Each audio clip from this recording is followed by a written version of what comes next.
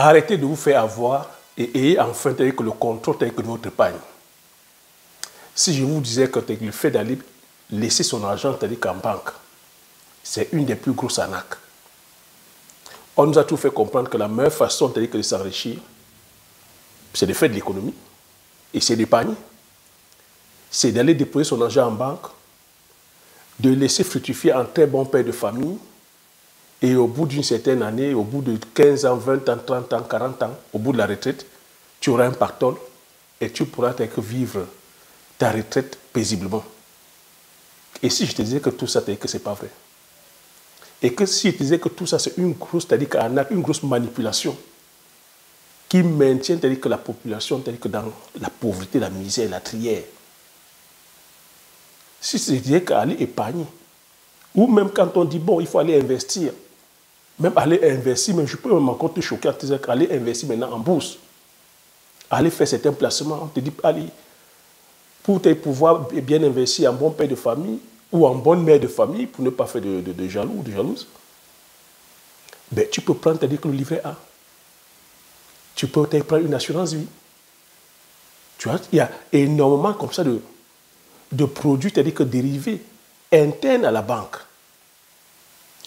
Les assurances, les produits que la banque te vend uniquement pour se faire du profit, pour s'enrichir. Si je te disais que l'argent que tu déposes en banque, ce n'est pas ton argent, qu'à tout moment, tu as dit que la banque peut faire faillite, et si la banque fait faillite, ton épargne part dans l'eau. Tu perds ton épargne. Parce que lorsque tu vas déposer ton épargne en banque, c'est considéré comme un prêt. Si tu prends 100 000 euros, 200 000 euros, 300 000 euros, si tu as 300 000 euros, 500 000 euros d'épargne en banque, ou 1 million d'euros même d'épargne en banque, au vu de la loi, c'est considéré comme un prêt que tu accordes à la banque. Si la banque fait faillite, tout cet argent est perdu. Dans certains pays, ce n'est même pas garanti. Dans d'autres pays, l'État garantit une quote-part. Ici, en France, c'est dans les 75 000 euros. Donc, imagine si tu as 500 000 euros d'épargne en banque, en cas de faillite, la banque, c'est-à-dire l'État ne garantit que 75 000 euros. Le restant, c'est considéré comme perdu. Ce que je dis, ce n'est pas de la science-fiction. La science-fiction, on a déjà vécu ça. La crise de 1929, je t'explique ça chaque fois. La crise des années 80, la crise de 87, la crise de 2020, la crise de 2008, alors la grosse bulle de 2008 où tout le monde se souvient encore aux États-Unis, où les banques, la finance, a induit l'économie mondiale dans une faillite terrible. Vous avez entendu les personnes perdent des millions, il y en a qui sont suicidés. Les fonds de pension ont induit des personnes en erreur. Vous avez entendu les cas partant de Bernard Madoff, qui à lui seul est parti avec plus de 20 milliards de dollars. Vous avez entendu des grosses banques comme les Lehman Brothers, qui ont amené des gens faillites. Les banques comme les JP Morgan. Le gouvernement américain était obligé de mettre plus de des centaines de milliards de milliers de dollars pour pouvoir rehausser l'économie. Donc tu vois qu'à tout moment, ton épargne peut disparaître.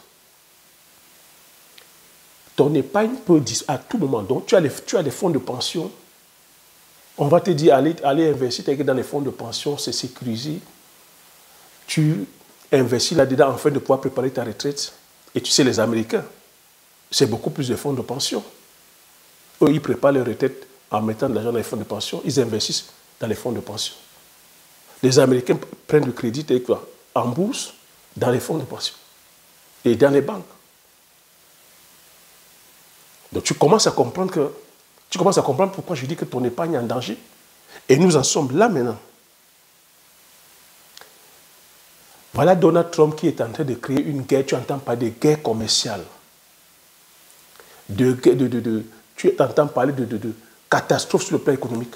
Tu entends parler de tsunami économique. Tu entends parler de tremblement de terre. sur le plan économique, quand Donald Trump vient imposer, c'est-à-dire voilà, les taxes douanières. Pourquoi Donald Trump impose les taxes douanières? Donc, avant toute chose, permets-moi déjà de me présenter. Bonjour, bienvenue sur la chaîne. Si tu me découvres pour la première fois, je m'appelle Thierry Toukou. Sur cette chaîne, on parle d'agriculture, on parle d'élevage, on parle d'entrepreneurs, on parle d'investissement. Le but de la chaîne est enfin de valoriser et de vulgariser le produit africain. Si j'ai créé la chaîne, ça veut dire te partager mes astuces et techniques business, te partager mon mindset. De venir t'apprendre, apprendre, à désapprendre, à réapprendre à nouveau. À aller faire des business impactants qui vont te laisser dans une richesse, c'est-à-dire voilà, générationnelle à vie. D'aller faire de l'agriculture maintenant d'une autre manière. De façon, tu ne seras pas, c'est-à-dire que impacté parce que tu comprends aujourd'hui les rapports de force que nous avons sur le plan économique. Tu comprends aujourd'hui que nous ne pouvons pas aller faire une guerre frontale sur le plan économique avec les autres.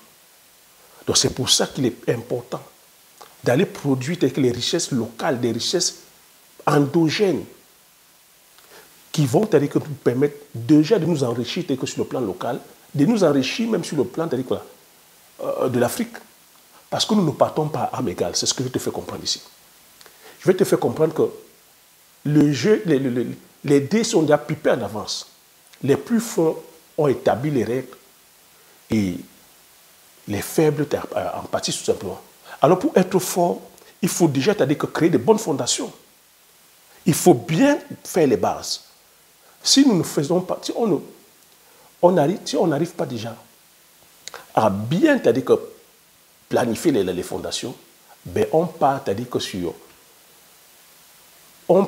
sur un jeu dont on ignore les règles.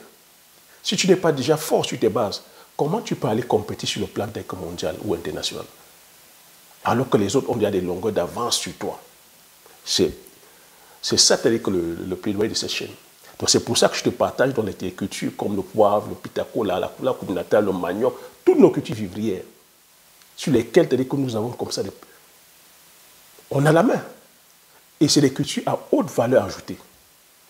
Ici, je ne parle d'agriculture, je parle d'élevage, c'est la même stratégie.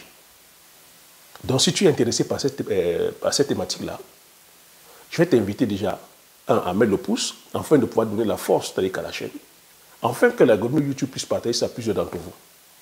Je vais te demander aussi de t'abonner, si c'est des thématiques qui te parlent. Je vais t'inviter aussi à regarder sous la barre de description de cette vidéo où je partage avec toi 10 idées de meilleure culture à haute valeur ajoutée qui te laisseront, avec ta famille et toi, dans une prospérité à vie. Parce que c'est vers ces richesses-là que nous devons aller. Je ferme la parenthèse et je continue mes propos. Moi, c'est comme ça que j'ai réfléchi. Tu vois, il y a plus de 10 ans. Tu vois, il y a plus de 10 ans, je me suis dit, je ne peux pas laisser mon épargne dormir en banque. On nous dit la banque, c'est la sécurité. Mais c'est une sécurité qui profite à qui, comme je viens de t'expliquer. Parce qu'il faut comprendre que nous vivons dans un monde de manipulation. Nous sommes manipulés par les médias, manipulés par nos politiques dirigeants politiques qui sont manipulés aussi par les opérateurs économiques, par la finance. Nous sommes manipulés à longueur de journée par les journaux écrits, nous sommes manipulés par l'économie. C'est pour ça que tu m'entends parler à chaque fois de géoéconomie. Comprendre que dans la géoéconomie, c'est l'économie qui régit ton espace. On parle d'espace, on parle de géographie de la Terre. Dans l'économie, que tu as aussi, dans la géoéconomie, tu as ce qu'on appelle l'économie, les moyens. Dans la géoéconomie, tu as aussi la démographie. Donc ça veut dire qu'il faut déjà être d'abord fort chez toi avant de penser à aller compétir avec les autres. Donc dans ce jeu-là, ça, il faut remonter très loin, même au Moyen-Âge. Les Européens, sur le plan géoéconomique, ils ont commencé à développer leur espace et ils ont commencé par l'agriculture. Voyant que leur agriculture, leur modèle d'agriculture saturait, les terres n'étaient plus bonnes, ils ont commencé à aller faire la conquête. Les Européens sont sortis pour aller conquérir l'Amérique centrale, l'Amérique du Sud. Et arrivés là-bas, ils ont trouvé qu'en Amérique du Sud, on produisait d'une autre façon. On produisait de façon agro-silvopastorale. Et il y avait le manioc, il y avait le maïs. Sur le maïs, c'est-à-dire qu'on plantait, on semait le haricot, il y avait l'association de culture. Ils sont venus détruire ce modèle en disant que c'est des modèles arriérés. Eux, au Moyen-Âge, ils produisaient déjà avec la charrue, avec les bœufs. Ils ont ramené les maladies là-bas. Ça a décimé, c'est-à-dire que les habitants de l'Amérique du Sud. Et ils ont imposé leur modèle de culture, de la monoculture. Puisque eux, ici en Occident, ils produisaient le blé. Ils ont pillé, ils ont pris des richesses. C'est la même chose qu'ils ont fait aux États-Unis d'Amérique. Où ils ont trouvé les Amérindiens, pareil. Je te dis ça pourquoi? C'est les rapports de force. Donc il faut comprendre comment, c'est-à-dire que voilà, depuis l'existence de la Terre ou des hommes, comment on fonctionne. On a toujours fonctionné que par les rapports de force. L'homme a toujours voulu dompter son environnement. On a toujours cherché à s'adapter. En cherchant à s'adapter, c'est comme ça qu'on développe aussi la technologie, on développe la science. Donc toujours dans ce souci de productivité, parce qu'il faut se nourrir, les hommes ont toujours été inventifs, créatifs, en allant conquérir les espaces. Donc, le rapport donc maintenant avec ton argent, pourquoi tu vois, je te parle de l'histoire parce que nous, on se concentre sur l'argent. Non, on veut l'argent, j'épargne mon argent. Non, l'argent maintenant c'est quoi? L'argent c'est un outil, c'est un moyen d'échange. Maintenant, comment est-ce qu'on fait pour devenir riche? Pourquoi est-ce qu'on a créé le bien? Avant, comment est-ce qu'on fonctionnait? La richesse, c'était quoi avant? La richesse, c'est la création de valeur. On est riche parce qu'on crée de la valeur. Cette valeur, c'est-à-dire que c'est le poivre que je peux te vendre, c'est l'huile de palme que je vais te vendre, c'est le ginseng que je peux vendre, c'est le manioc que je peux vendre, c'est une chaise que j'ai fabriquée que je peux vendre, c'est pas moi, c'est la table, c'est la technologie comme aujourd'hui qu'on produit. Donc c'est un produit. C'est la richesse aussi, c'est-à-dire que se quantifie par l'accès à la propriété et l'accès à la propriété intellectuelle. Donc tu vois, quand je crée quelque chose, quand j'invente quelque chose, je mets mon brevet dessus, toute personne qui voudra utiliser cet outil-là ou cette technologie-là va devoir, c'est-à-dire me payer. C'est comme ça que beaucoup, c'est-à-dire que sont devenus riches. Donc le système maintenant financier, pour comprendre l'argent maintenant, tu comprends maintenant le mécanisme de la richesse. Tu vois donc que ceux qui ont compris ce système-là, quand tu prends le temps pour développer un produit, ça peut prendre des fois 20 ans. Pour certains, ceux qui ont découvert, par exemple, l'ampoule, c'est plusieurs années d'échec. Ceux qui ont découvert le moteur à vapeur, quand Henry Ford va faire le moteur pour fabriquer la voiture, quand les Andrew Carnegie dans la métallurgie, les JP Morgan au niveau des banques, c'est des risques que les gens prennent. Rockefeller, quand il va forer le pétrole, il découvre le pétrole et il se met dans cette industrie du pétrole. C'est les risques que les gens prennent en fait. Et ces risques-là, ils se doivent, c'est-à-dire d'avoir le retour sur investissement, ils créent des brevets. Donc, c'est dans ce système-là, tu vois, dans les années 1700, dans les années au XVIe siècle, quand on invente dans la monnaie, le billet, dans ce mécanisme-là, avant, c'est-à-dire que c'était des échanges, c'était le troc. On se troquait les choses. Maintenant, quand on invente la monnaie, aux États-Unis, il faut comprendre le système. Dans un système capitaliste, parce que le système que nous vivons, c'est le système capitaliste. Avant, c'est-à-dire qu'on avait le communisme, on avait le système socialiste, le système capitaliste, et avant, le monde était en bloc. C'était en bloc. Chacun vivait en autarcie. Donc tu vois qu'aux États-Unis, eux, ils ont développé un système capitaliste. Donc le capitalisme qui est la liberté d'entreprendre et la liberté de faire le profit. C'est comme ça qu'ils ont tourné dans cette liberté de faire le profit. Où ils ont instauré ce système où il faut qu'on laisse les riches s'enrichir, c'est-à-dire que le mieux possible, afin de pouvoir faire ruisseler la richesse vers le bas. Je voulais raconter cette histoire. Mais les riches n'ont pas respecté, c'est-à-dire que n'ont pas respecté leur vœu. Les riches ont continué à amasser la richesse, à à bloquer la richesse au détriment, c'est-à-dire des salariés, au détriment de la population. Quand je dis les riches ici, c'est les noms que vous connaissez, les JP Morgan, les Andrew Carnegie, les Ford, les Frères Lumière, et jusqu'à leurs contemporains aujourd'hui qui sont les Elon Musk, les Mark Zuckerberg, tu entends tous ces noms, Bill Gates, Warren Buffett, tout ça, c'est le système capitaliste. Donc eux, ils ont bloqué, ils ont dit que tout ce qui est bien pour les riches est bien pour l'Amérique. Ils ont mis des systèmes d'exonération des taxes sur la fortune pour les riches. Ils ont mis des systèmes, c'est-à-dire d'évasion fiscale. C'est ce qui a créé avec la crise de 1929. Je vous explique ça à chaque fois. Ils sont plutôt allés donner des crédits à la population. Les populations se sont endettées. Et les populations n'ayant pas le pouvoir d'achat, ont fait banqueroute. Et c'est ce qui a entraîné la crise de 1929. Donc dans cette crise de 1929, imagine, les gens qui avaient leur épargne, toutes ces personnes ont perdu. Ils ont perdu l'argent. Mais quels sont ceux qui sont sortis gagnants? C'est encore les banques. C'est les banques qui sont sorties. Et je vous rappelle, la banque JP Morgan, en 1929, faisait partie de ces banques. Ceux qui ont été protégés, c'est encore les riches qui ont été protégés, au détriment des pauvres. Au détriment de la population. C'est pour ça que c'est Roosevelt qui a été élu en 1931 et en 1933, il vient réguler la finance. Il met à dire que la banque centrale, il dit que les riches vont devoir payer les impôts. Il a été combattu par les riches.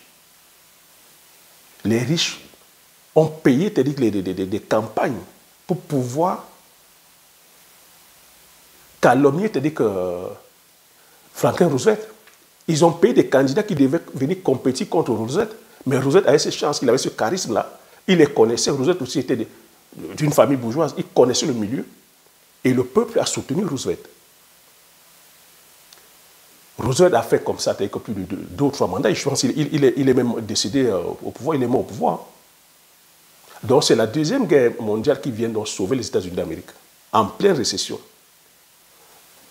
Les États-Unis d'Amérique créent donc Franklin Roosevelt fait appel à la population, tu vois encore, appel à la population pour effort de guerre. Qu'ils se doivent, c'est-à-dire que de se réunir, ils se doivent d'avoir l'esprit patriotique, payer les taxes. Avant, c'est-à-dire que la population américaine ne payait pas de taxes. On a aussi, c'est-à-dire que Roosevelt a pu convaincre les multimilliardaires de l'époque. Ils ont vu la manne qu'il y avait. Ils ont vu leur intérêt derrière, ce qu'ils devaient gagner. Roosevelt a, comme ça, dans la foulée, sorti la planche à billets, où il a conçu plus de 40 grandes usines de métallurgie qui devaient fabriquer les chars, fabriquer tous ces outillages de guerre, pour venir financer l'effort, le combat en Europe. C'est comme ça que cette guerre s'est faite et que la guerre n'a pas, au bout de 3 ans, ça s'est arrêté. Les industriels américains, eux, ils voyaient la manne, ils voyaient ce qu'ils gagnaient. Pour eux, ils étaient même déçus de savoir que la guerre s'est arrêtée. Donc, vous voyez que les gens se sont enrichis. Les noms que vous citez, beaucoup se sont enrichis au travers de la guerre. C'est pour ça que je vous dis à chaque fois que nous ne partons pas à âme égale. Vous voyez, ils ont été financés par l'effort des contribuables américains et l'effort du pouvoir politique en place. Tous ces riches que vous citez là, on leur a fait cadeau de 40 usines. Franklin Roosevelt a acheté tous les bons de commande qu'ils avaient. Donc voilà comment l'Europe se retrouve donc redevable vis-à-vis de l'Amérique et le reste même du monde. Parce qu'en ce moment, l'Amérique a renfloué ses caisses. L'Amérique qui sortait d'une récession a renfloué ses caisses. Il était question maintenant de venir reconstruire l'Europe. Puisque l'Europe décimée par la guerre, il fallait reconstruire l'Europe. C'est les États-Unis encore par ce même mécanisme. Leurs industriels se sont enrichis encore à travers ça. L'Europe étant décimée, l'économie mondiale vacillant, il a fallu qu'ils retrouvent la paix. C'est pour ça que vous avez les institutions comme les ONU qui sont créées, vous avez les institutions comme ils ont fait le traité de Bretton Woods, où ils sont allés dire, bon, on va faire la paix. Pour cette paix-là, on va commercer ensemble, il va falloir avoir du libre-échange. Et que la monnaie, parce qu'avant aussi, il faut comprendre que la monnaie était arrimée telle que sur l'or. L'or, tel que c'était la valeur refuge. Mais quand, après dans la guerre, quand il était question de rembourser la dette américaine, comme nous sommes là présentement, il n'y a pas de nouveau sur le soleil. Avec la guerre entre la Russie et l'Ukraine, tu vois, Donald Trump vient demander à la Russie, à l'Ukraine, de rembourser les fonds de guerre. Quand on vous dit que non, c'est les prêts, c'est les aides, ce ne sont pas les aides, c'est des crédits. Et Donald Trump demande 500 milliards de terres de compensation. C'est la même chose que le président, que l'époque Nixon. Quand l'Europe peinait à rembourser sa créance, et il fallait faire des échanges, tu vois. Quand on te dit que ta monnaie est arrimée à l'or, ça veut dire que la quantité de billets que tu as sur toi, ça doit être la même quantité d'or que tu as en banque. Les Américains voyant ça, de façon unilatérale, Nixon a dit, il sort de ce traité-là. Désormais, c'est-à-dire que le dollar ne sera plus arrimé à l'or, ils vont imprimer le dollar. Et que le dollar sera la monnaie, c'est-à-dire que refuge, la monnaie commerciale. Voilà comment, c'est-à-dire que de façon unilatérale, comme ils savent qu'ils sont forts économiquement, militairement, ce sont eux qui protègent l'Europe. C'est l'Amérique qui protège l'Europe par le biais de l'OTAN. C'est l'Amérique qui finance la défense de l'Europe. Ils sont forts sur le plan industriel, sur le plan de l'innovation, parce que l'Europe a été décimée. Donc l'Europe dépend majoritairement des États-Unis. Ils ont plié. Beaucoup ont plié les Chines. Ce qui fait que l'Amérique, la monnaie, c'est-à-dire que la commerciale, c'est le dollar. Donc quand la monnaie commerciale est le dollar, et que c'est toi qui imprimes, dis-moi, tu ne vois pas que là-dedans, il y a un peu de la manipulation, que tu as de l'avantage sur les autres. Toi, tu peux imprimer, c'est-à-dire que le dollar comme tu veux. C'est ce qui s'est passé en 2008. Lorsqu'il y a eu la crise, cette crise financière mondiale, ils sont allés imprimer, c'est-à-dire que la planche à billets, pour sauver donc les banques, pour sauver les fonds de pension, pour sauver les fonds d'investissement. Et ces banques-là, finalement, ce qu'on a constaté, c'est que ces gérants de banques, ces multinationales, elles n'ont rien eu. On les a sauvés à hauteur de centaines de milliers de milliards de dollars. Mais c'est la population qui a trinqué, en fait. Parce que, quels sont ceux qui ont perdu dedans? C'est ceux qui avaient mis leur argent en banque. C'est ceux qui avaient investi dans les fonds de pension. C'est ceux qui avaient investi dans les fonds d'investissement. Fonds d'investissement Madoff. Plus de 3 000 milliards. Partis dans l'eau. Les personnes qui avaient mis comme ça 1 million, 2 millions, 3 millions. Parce que le club Madoff, si tu avais 1 million de dollars, mais tu étais considéré comme petit. Partis dans l'eau. Imagine-toi ceux qui avaient des petites épargnes, ça part dans l'eau. Au bénéfice toujours des mêmes. Parce que, après, dans cette étape, il faut bien comprendre, il faut que nous, les Africains, nous comprenions comment que ça fonctionne, ce mécanisme-là. Dans le Bretton Woods, on vient maintenant créer le libre-échange des biens, des services et de la propriété intellectuelle.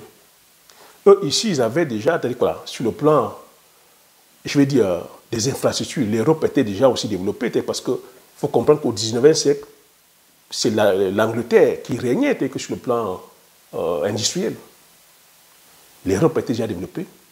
L'Europe, l'Angleterre, pareil aussi, 18e siècle, donc vers 1833 précisément.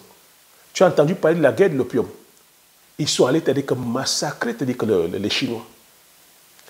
Parce que qu'ils voulaient vendre l'opium aux Chinois. Pas ils voulaient, ils ont vendu l'opium aux Chinois. Ils ont abruti les Chinois avec l'opium. Parce que l'opium, c'est une drogue. Les Chinois ne pouvant plus travailler, les Chinois, c'est-à-dire que voilà, sur le plan sanitaire, souffraient. Le dirigeant de l'époque s'est levé et est allé détruire tous les dépôts d'opium appartenant aux Anglais. Ça a créé une guerre. Cette guerre, c'est la guerre commerciale, la guerre de l'opium, où les Anglais sont venus massacrer la Chine. Parce qu'il faut comprendre l'histoire. Quand nous on dit que pourquoi la Chine est aussi puissante aujourd'hui, la Chine vient de très loin. La Chine a été massacrée. N'oublie pas que la Chine aussi était communiste. Donc la Chine était renfermée sur elle-même. Il y a aussi cette guerre d'espionnage. Les Anglais ont espionné la Chine pour aller prendre leur science, leur technologie sur le thé. Quand on entendait que les Anglais produisent le meilleur thé, non, le thé c'est chinois depuis longtemps. La Chine aussi, dans les années 1833, avait une population de plus de 400, c'est-à-dire que 50 millions. La population, c'est la richesse, il faut comprendre. C'est la géoéconomie encore. Hein. La population, c'est la richesse. La population, c'est-à-dire que c'est les consommateurs. Il suffit de produire, c'est-à-dire que voilà, ça va consommer 450 millions, tu produis là-bas, tu es riche. Et puis, c'est-à-dire que c'est... Et même, et je vais dire même l'espace, la richesse, c'est-à-dire que c'est la zone géographique, c'est les personnes qui forment la richesse, en fait. Un peu comme nous sommes, on est là, dit, nous sommes 1500, nous sommes, c'est-à-dire que 1,5 milliard. En 2050, on sera 2,5 milliards. Mais c'est une richesse énorme. Il suffit de canaliser, c'est-à-dire que cette jeunesse-là, de créer de la valeur. Mais on consomme sur place. 1,5 million, c'est énorme. En Europe, ils sont combien? Ils sont 450 millions. En Amérique, ils sont combien? Ils sont 350 millions. Rien qu'en Chine, là, maintenant, ils sont à 1,4 million. En Asie, en Inde, ils sont 1,3 million. Je ne sais pas si vous voyez un peu l'avantage que nous avons, mais nous dormons dessus. Mais je dis, c'est le rapport. Et on est là, on nous véhicule une certaine des disquettes. Donc, ils sont allés récupérer avec le... Voilà comment ils ont dominé la Chine, je vais dire l'Angleterre. Si je te dis ça, c'est pour te dire que c'est cyclique. C'est les rapports de force. L'Allemagne, aussi, tu dis qu'aujourd'hui, première puissance économique en Europe, mais parce qu'elle allait copier aussi, elle a copié l'Angleterre. Et elle a innové sur le plan, je veux dire, électromécanique et électrotechnique. Elle a innové. Elle aussi a copié comme la Chine. On dit que la Chine copie aujourd'hui. Tu entends Made in China, Made in... L'Angleterre, l'Allemagne aussi, c'était Made in Germany, c'était des copieurs. Donc voilà comment eux ils se sont développés sur le plan industriel. Maintenant que la paix est revenue, ils ont fait des traités tels que de Yatta où ils sont allés même, ils ont divisé l'Afrique entre colonies. Ils ont chacun a pris sa colonie. Et derrière, il fallait maintenant, pour trouver la paix, commercer, c'est-à-dire que tranquillement. C'est ça que tu entends, le libre-échange. Tu vois?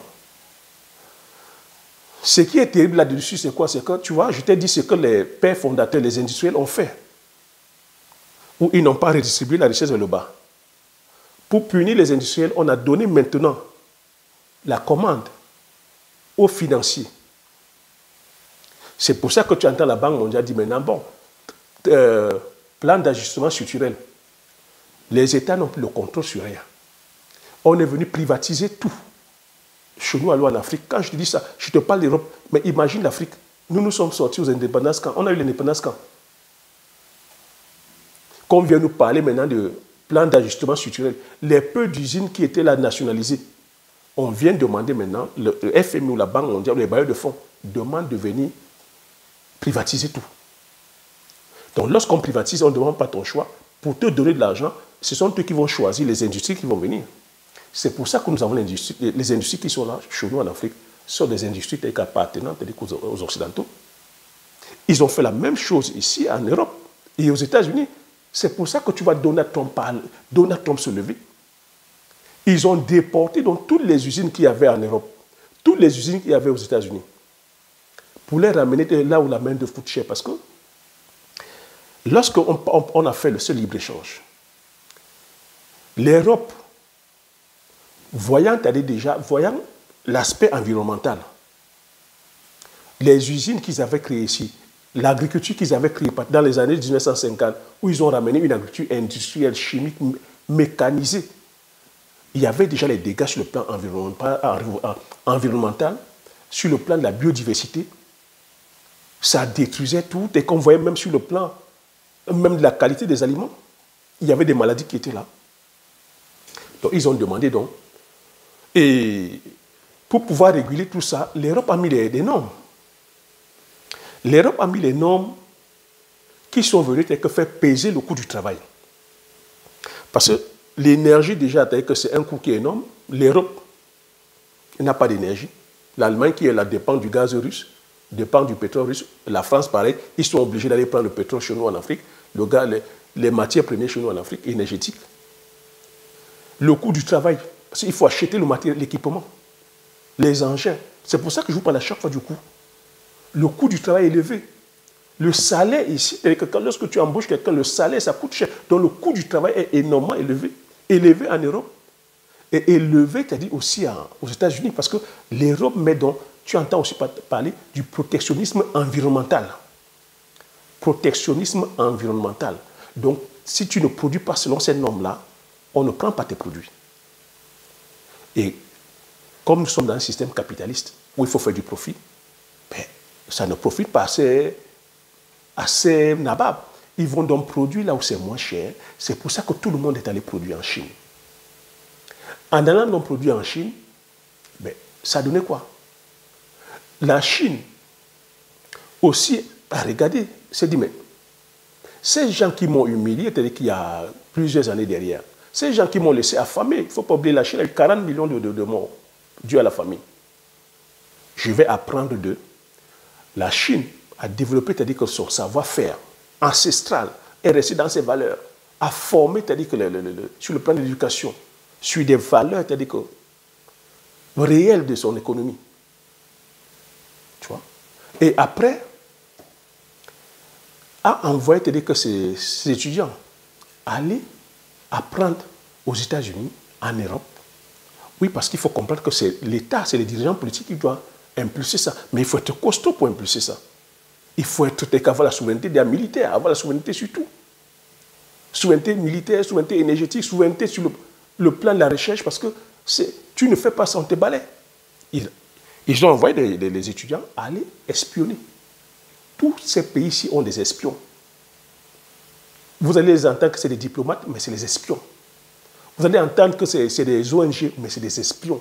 Il y a des écoles de guerre économique. Ben, ils sont déguisés là comme des ONG, mais qui viennent espionner les richesses stratégiques des pays là-bas en Afrique. Donc voilà comment la Chine envoie ses étudiants. Et la Chine ouvre maintenant ses portes aussi un peu. Que venez produire chez moi. Ils sont venus produire. La Chine a donné ces conditions que si vous venez produire, vous laissez libre accès à votre propriété intellectuelle. Souviens-toi, je t'ai dit qu'on devient riche par le fait qu'on crée de la valeur, par le fait qu'on crée de la valeur. La valeur, si c'est un produit, ça peut être un service, et le service, c'est la propriété intellectuelle. Donc, et lorsque la Chine demande de laisser libre accès à sa propriété intellectuelle, tu vois que les pays occidentaux, l'Amérique, l'Europe, ils sont perdants. Parce que tout ce que tu vas venir produire chez eux en Chine, ils vont copier. La Chine a commencé à copier. Pendant 40 ans, ils ont copié. Et là, maintenant, là où le bas blesse, c'est que la Chine, maintenant, ayant acquis le savoir-faire et le savoir-faire, innove et maintenant dans l'innovation. La Chine vient marcher maintenant sur les plates-bandes des États-Unis d'Amérique. Elle innove. Par quoi? Par les panneaux photovoltaïques que vous voyez, par quoi les voitures électriques, par quoi par l'intelligence artificielle, par quoi par les puces électroniques, par le numérique. Et ça, c'est pour te dire comment que le système capitaliste se fait mordre. Donc, tu ne sais pas qui se mord la queue. Et jusque-là, tu vas te dire comment ton argent est pensé. Tu vois, c'est ce système-là. Et ce même système, tu vas te demander que, mais, Thierry, ben, ils produisent. Donc, ça veut dire qu'il y a l'argent qui circule. Non. D'où ils produisent, il y a l'argent, mais l'argent reste toujours encore maintenu entre les mains. Vous dites à chaque fois que 2% de la population possède 95% de la richesse mondiale. Mais je ne sais pas si ça vous tilte. Hein. Tout le monde veut être Elon Musk. Tout le monde veut être Mark Zuckerberg. Tout le monde veut être, je vais dire, Bill Gates. Tout le monde veut être, je ne sais pas moi, les Jack Ma. Tout le monde veut être Warren Buffett. Tout le monde veut être Rockefeller. Mais vous ne comprenez pas que vous venez seulement perpétuer la même doctrine du capitalisme où la richesse ne ruisselle pas vers le bas. Ils sont toujours en train de capter cet argent par les mécanismes de, je vais dire, où ils bénéficient, c'est-à-dire que des exonérations de taxes. Attention, ce qu'ils font, ce n'est pas illégal. Hein. Ils profitent des lois que les dirigeants politiques ont mis en place. Mais c'est parce que ce mécanisme-là, n'oublie pas, c'est pour ça que je t'ai rappelé l'idéologie des pères fondateurs. Les Rockefeller, dans les années 1933, 1939, ils ont mis le système qu'il faut qu'on laisse les riches s'enrichir. Et plus ils sont riches, l'argent va se ruisseler. Mais sauf qu'ils n'ont pas fait. Ils ont bloqué. Et les riches continuent encore à faire la même chose. Par les défiscalisations, par les paradis fiscaux que vous voyez, par le fait qu'ils ne payent pas les taxes. Donc imagine donc toutes ces compagnies américaines, n'ayant plus d'industrie, ils ont plutôt préféré quoi? Faire fonctionner maintenant les services. Vous entendez Google, Amazon, Apple, Microsoft, vous entendez les Airbnb, vous entendez les YouTube, tous ces Amazon, c'est les services en fait. Du coup, ici en Europe, c'est les services. Et ces services, c'est surtout les Américains. C'est surtout les Américains qui sont dans l'innovation des services et les Européens utilisent ces services-là. L'Europe est restée que sur quelques rares industries. Là, à un moment, mais ils ne produisent pas de masse. Je veux dire, l'aéronautique, mais ils ne produisent pas de masse. Parce que si du jour au lendemain, on dit aujourd'hui que bon, il faut que l'Europe produise en termes d'un moment, ils sont incapables. Ils ont fait le choix de la qualité, de la haute couture, mais ils n'ont pas la cadence industrielle que la Chine peut avoir, par exemple. C'est ça le danger. Ils sont restés sur les normes, la qualité, le machin, le savoir-faire. Tu vois, la haute couture, un peu comme les Dior. Un peu comme Dior, un peu comme Lancel, un peu comme, tu vois, Yves Saint Laurent. Tu vois, la haute couture, la qualité, la maison, pas le truc industriel. Oui. Mais aujourd'hui, nous sommes dans un monde compétitif. Oui, ils sont en train de se rendre compte là maintenant que, hey, on a passé le temps à détruire notre tissu industriel.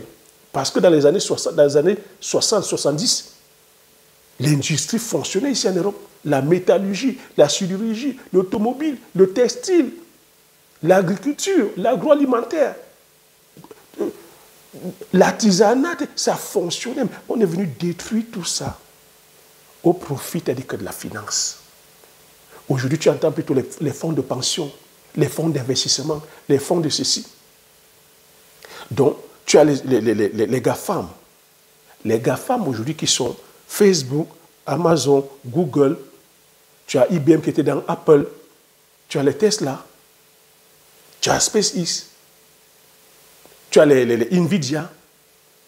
Tout ça, c'était la Silicon Valley. Créé encore exprès par les politiques. Je t'ai dit qu'en 1971, en 1900, dans les années 70-80, c'est Ronald Reagan qui crée la Silicon Valley pour venir compétir sur le plan technologique. Subventionne. Et après, c'est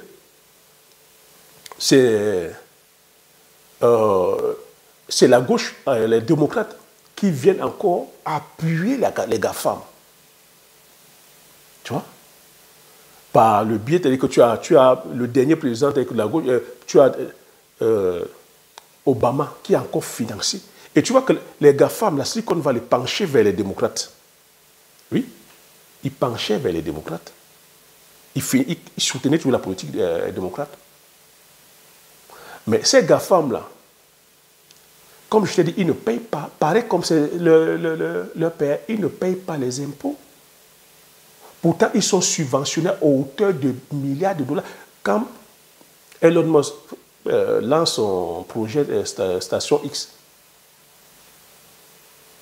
Les financements, c'est-à-dire que ce sont les financements, c'est-à-dire américains. C'est les contribuables américains. Le pouvoir américain a donné plus de 3 000 milliards de dollars, plus de 3 milliards de dollars de subventions. Elle en profite, c'est-à-dire que de la recherche faite par la NASA pour lancer ce truc spatial. Facebook profite aussi de la recherche de la NASA. Facebook a été subventionné. Mark Zuckerberg, Apple, tous ces GAFAM ont été subventionnés. Maintenant, qu'est-ce qu'eux ils font pour déjouer les taxes? Eux, ils vont mettre leur compagnie, leur société aux États-Unis pour la recherche et développement, et ils vont aller créer des usines en Chine. Et les usines qui ne les appartiennent pas, ils vont prendre des partenaires en Chine. On va aller fabriquer un téléphone, Apple par exemple, à 100 € en Chine. Et eux, ils viendront vendre ce téléphone-là, par exemple, à 900 €. S'ils le faisaient ainsi, ça pouvait encore être bien. Parce qu'aux États-Unis, on va peut-être taxer à 30% ou même à 32%.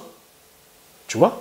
Et ça va bénéficier à l'économie américaine aussi un peu. Et eux, ils auront aussi leur marge. Mais eux, ils ne font pas ça. Qu'est-ce qu'ils font? Ils vont venir ici en Europe, en Irlande, aller mettre leur maison mais en Irlande. Le téléphone qu'ils ont fabriqué à 100 € en Chine, ils vont vendre ça à la maison mère de l'Irlande à 100 €. Et la maison mère de l'Irlande va vendre aux États-Unis. Je ne sais pas si tu vois un peu. Double taxation. Ils contournent donc les taxes, les taux d'imposition. Parce qu'en Irlande, le taux d'imposition est peut-être à 4% ou à 5%. Alors qu'aux États-Unis, c'est à 35%. Tu comprends? C'est comme ça que c'est ça qui est en train de créer ce désordre-là. C'est pour ça que tu entends qu'ils sont de plus en plus riches.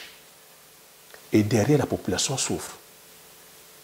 Parce qu'eux, ils emmagasinent toujours. Donc les États sont obligés d'aller s'endetter. L'Amérique aujourd'hui est endettée à hauteur de 33 000 milliards de dollars. 33 000 milliards de dollars. L'Amérique est endettée. La population, c'est-à-dire que voilà, vit à crédit. Le peuple est obligé, la population est obligée d'aller s'endetter dans les fonds de pension, dans les banques, en bourse. Et ces mêmes personnes qui sont là à chaque fois en train de flouer le peuple et qui n'ont pas de sanctions. Et ils sont là, ils ne jouent pas au jeu, ils ne payent pas les taxes. Et l'État est obligé de s'endetter tout le temps. Donc c'est pour ça que Donald Trump est venu taper un coup de pied sur la fourmilière. Quand Donald Trump se lève, le bras de fer que vous voyez aujourd'hui, il met les taxes douanières. Non, il vient plutôt taxer les GAFAM. N'oublie pas, j'ai fait exprès de dire que les GAFAM soutenaient beaucoup plus la gauche, les démocrates. Hein. Et Donald Trump n'a pas oublié ça. Hein. Donc Donald Trump vient se venger en frappant fort, puisqu'il sait qu'il ne peut pas changer les lois qui ont été faites. L'Irlande a mis ses taxes, l'Irlande a voté ses lois. Donald Trump ne peut pas venir demander à l'Irlande de changer ses lois. Et Donald Trump aussi ne peut pas aller frontalement comme ça, dire qu'il vient taxer ces GAFAM, donc ces grosses entreprises. Donc qu'est-ce que lui fait? Il met les taxes douanières. Que tout ce qui va rentrer sera taxé à hauteur, comme il a dit d'abord 20%, après il a dit machin, que ça. Donc en mettant ça, c'est du protectionnisme. Ces GAFAM finiront par payer. Et son but, c'est de permettre justement maintenant aux citoyens, c'est-à-dire que moyens américains, de pouvoir, je veux dire, pouvoir consommer. Parce qu'à l'heure où on parle, après la crise de 2008, la Fed, qui est leur banque fédérale, a augmenté les taux d'intérêt. Donc les ménages, pour aller emprunter de l'argent pour acheter par exemple une maison, ça coûte cher. Pour les études des enfants, ça coûte cher. Pour la consommation, c'est-à-dire habituelle, ça coûte cher parce que le taux d'intérêt est très élevé. Donc Donald Trump, lui, veut baisser le taux d'intérêt pour la consommation des ménages. Et ce système a créé l'inflation, donc la population est pauvre. La population perd de l'argent. Donc tu vois, de là où je suis parti pour pouvoir t'expliquer le mécanisme, c'est parce que, c'est-à-dire que les riches les ultra-riches ne sont pas en train de jouer le jeu. Ils continuent à conserver leur argent. Mais est-ce qu'ils conservent l'argent papier? Non. Ils conservent l'argent avec les actions. Tu entends que Elon Musk a vendu sa société, mais il s'est fait payer en action. Pourquoi il ne se fait pas payer en argent liquide? Il n'a pas l'argent liquide, il paye en action parce qu'on impose, les actions ne sont pas imposables. Est-ce que tu comprends le mécanisme un peu? Donc toi qui as ton argent en banque, ton argent est en danger parce que tu as dit que ça paye les taxes, il y a de l'inflation, toi tu payes l'impôt sur la fortune et qu'à tout moment, comme en période là maintenant, en période nous sommes en pleine guerre commerciale. Hein. En France, ici, en Europe, ils ont demandé l'effort de guerre. Donc, il va falloir que les contribuables encore qui vont payer. Et que qu'à tout moment, on peut sortir une loi où on dit on gèle nos avoirs. On bloque ton compte et on commence à te rationner que peut-être 50 € tous les mois. Comment tu fais? Donc, ton argent, l'argent n'est pas en sécurité. Donc, tu comprends que c'est le citoyen moyen qui est toujours en train de payer les taxes. Les riches, eux, avec les mécanismes que les politiques ont mis en place, eux, ils ne payent pas les taxes. Et à chaque fois, ils induisent le peuple en erreur, comme là maintenant. Comme là maintenant, c'est Donald Trump. Regarde, Donald Trump s'est levé de façon unilatérale. Il dit, je mets les taxes. Tu as vu comment la bourse a chuté. Alors qu'on nous disait, il faut aller investir, c'est-à-dire qu'il faut investir en bourse, c'est sécuriser. Le meilleur moyen de sécuriser ses avoirs, c'est de prendre les ETF. Donc ETF, le panier où il y a les actions et les obligations. Et tu laisses couler comme ça un bon père de famille, là-dessus, tu ne peux pas perdre. What? Qu'est-ce qu'on a vu là aujourd'hui? Que lorsque Donald Trump, à chaque fois, il fait une annonce, tout chute, même les ETF, même les obligations. Alors qu'avant, les actions pouvaient chuter, mais les obligations sont stables. Même les obligations ont chuté. Et Donald Trump, aujourd'hui, il y a une enquête qui est ouverte. Est-ce qu'il n'y a pas, c'est-à-dire un déni d'initié? Est-ce que Donald Trump, parce que lui-même, il veut faire le profit, il ne faut pas oublier que c'est un homme d'affaires. Et je te dis qu'il y a la manipulation. Il connaît ce game-là. Tu n'as pas oublié que lorsqu'il est arrivé au pouvoir, tout de suite, il a créé sa crypto-monnaie. Et lorsqu'il a dit, j'ai créé ma crypto-monnaie, tu as vu, boum, tout de suite, la bourse est montée.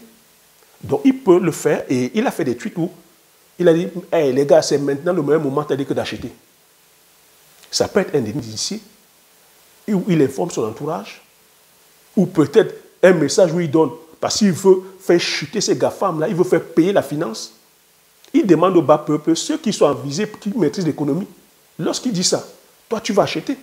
Lorsqu'il dit c'est le même maintenant pour vendre, tu vas vendre. Il y en a qui se sont enrichis.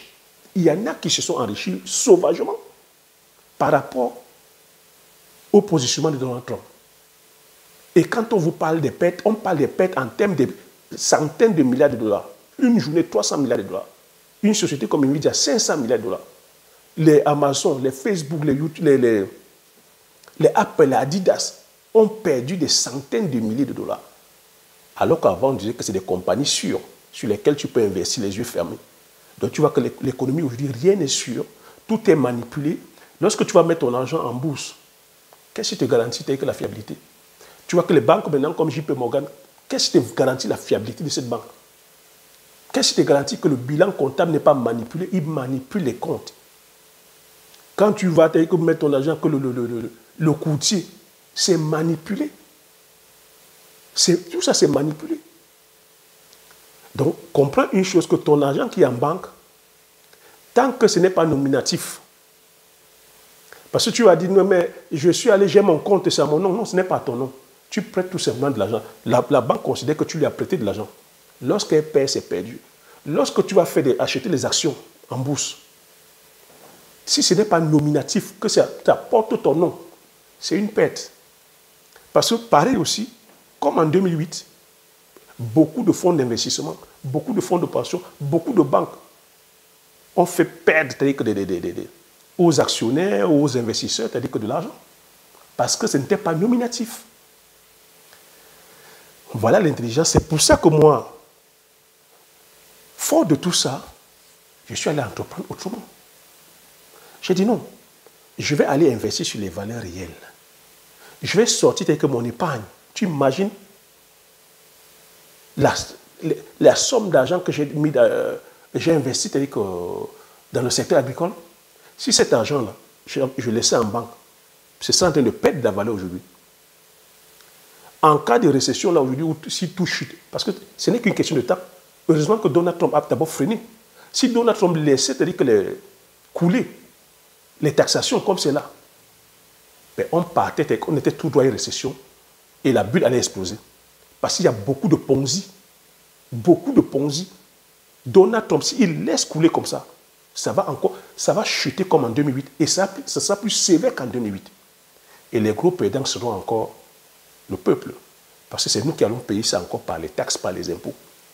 Parce que les crédits que les crédits que nos pays prennent, c'est le contribuable qui va payer. C'est nous qui allons payer. Si on ne paye pas, nos enfants vont payer. Les enfants de nos enfants vont payer. C'est de l'argent que tu gaspilles. Donc pour pouvoir préparer, c'est-à-dire que ton présent, ton futur et celui de tes enfants, tu te dois, c'est-à-dire que de retirer ton épargne, d'aller entreprendre sur les valeurs réelles.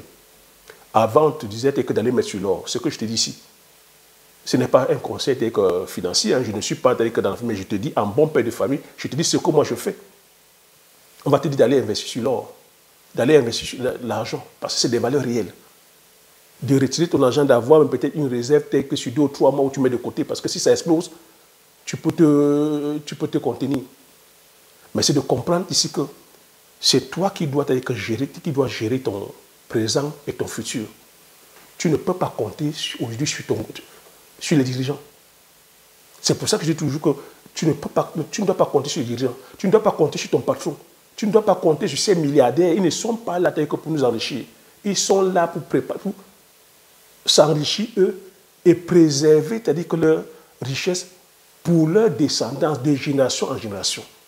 La richesse de Rockefeller, c'est-à-dire que la famille Rockefeller continue jusqu'à maintenant. La famille Rothschild continue jusqu'à maintenant. La famille Ford continue jusqu'à maintenant. Tu veux que je te cite quoi et quoi? Dangote s'enrichit et que c'est pour son bien aussi. Donc tu vois maintenant que chez nous en Afrique, quel est le rapport de force que nous avons? On ne peut pas peser le poids. Tu vois que l'Europe est obligée de se mettre ensemble pour pouvoir parler aux États-Unis.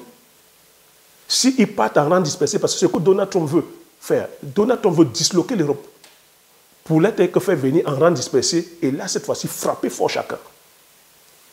Mais nous, en Afrique, nos pays en Afrique, qu'est-ce que nos dirigeants peuvent faire?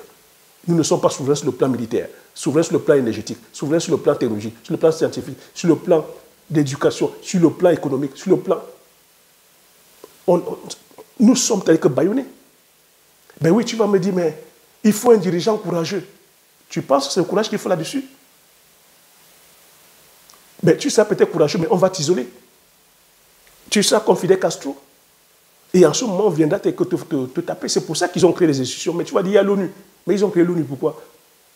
L'ONU, c'est pour bien nous contrôler. Quels sont ceux qui dirigent l'ONU? C'est les États-Unis d'Amérique. Quels sont ceux qui financent l'ONU? C'est les États-Unis d'Amérique. Tu as dit, on a créé que l'OMC, Organisation mondiale du commerce. Tu entends parler de l'OMC? L'OMC, ça existe? Mais c'est encore les États-Unis parce que ce sont les premiers bailleurs. Ce sont eux qui financent ces organismes. Donc, ils peuvent marcher dessus. Ils peuvent marcher dessus. Donc, nous, quand on va à l'ONU, c'est juste parce qu'on vient prendre la protection. Eux, ils ont la bombe atomique. Ils sont avancés sur la technologie. Ils ont les satellites. Mais à tout moment, ils peuvent nous anéantir, les gars. Donc, nous, on se doit d'aller maintenant, aujourd'hui, commencer à travailler, comprendre ici que nos chefs d'État, ils sont les meilleurs et les piliers. Ils sont obligés de suivre cette doctrine. Il n'y a aucune industrie. Donc, pour pouvoir payer la paix sociale chez nous, ils sont obligés d'aller prendre des prêts. Pour pouvoir payer. Et si derrière ça aussi, ceux qui dirigent n'ont pas l'esprit patriotique, oui, il y a des fois la mauvaise gérance des biens. Mais vous voyez qu'en gros, ils n'ont pas la force. Pour avoir la force, il faut être souverain sur le plan de la défense. Il faut fabriquer ses propres armes. Il faut être fort militairement. Il faut se protéger. Parce que le monde, j'ai dit, c'est un monde de rapport de force. Mais pour le faire aussi, nous aussi, dès qu'on peut le faire, aller à notre petit niveau, commencer à travailler sur les valeurs réelles, les richesses réelles, l'éducation, la culture, développer notre agriculture. Développer notre agriculture, travailler sur les produits du terroir. Donc savoir aussi qu'on ne va pas commencer à vouloir faire comme eux. Comprendre ici qu'il y a un lobbying. Ils ont un puissant lobbying. Je veux dire que le lobbying ici, ça passe par les médias, ça passe par le fait qu'ils viennent subventionner que nos chercheurs, ils viennent donner